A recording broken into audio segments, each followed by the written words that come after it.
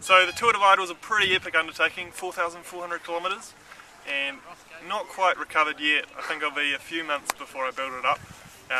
What happened was that my body ended up basically dissolving all the muscles and breaking it all down, so I'm even more skinny than usual, and so it'll certainly take a lot of sausages and steaks to build that back up again, but I'm sure I'll get there.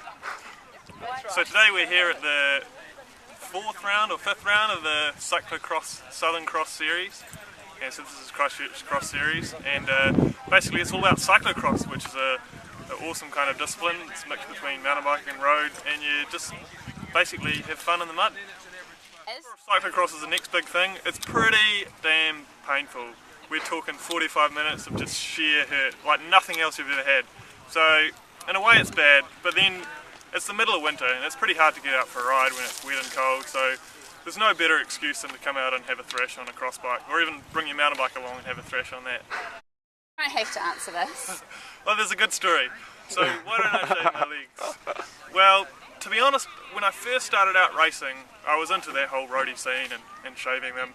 And then, to be honest, I really am just quite a hairy person. And so, to do the shaving every 2 days just got annoying. I'm a pretty low maintenance person, that's why I like single speeds and stuff like roll-offs and belt drives.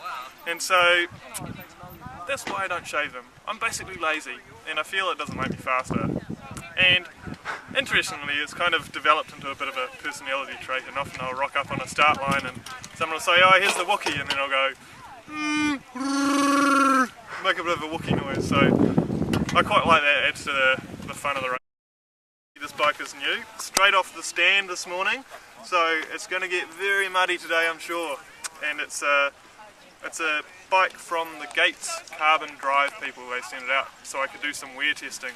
And so all the magic happens down here with the carbon belt drive, and it just excels in kind of really muddy conditions. So they've sent it out with a lot of cogs so I can run different setups. How many Ks can you do on one of those belt drives? Oh, well, that's what I got to find out. Oh, yeah, that's what I want you to. I've got about 5,000 in the, okay, including the preparation for the Tour Divide. So it's pretty good. So the Turbine Jacket, I love it. It's nice and red, and I really like riding it in temperatures about 15 or 16, less than that, when it's a bit drizzly and cold.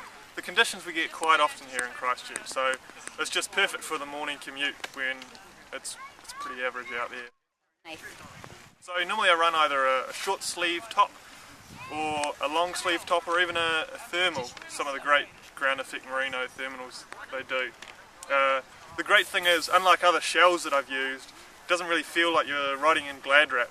The fabric's really breathable, and so you don't get the same effect that you get with shells. The turbine, rather than waterproof, the turbine is water resistant. So that means if it gets drizzly out there, you're fine for about an hour of light drizzle.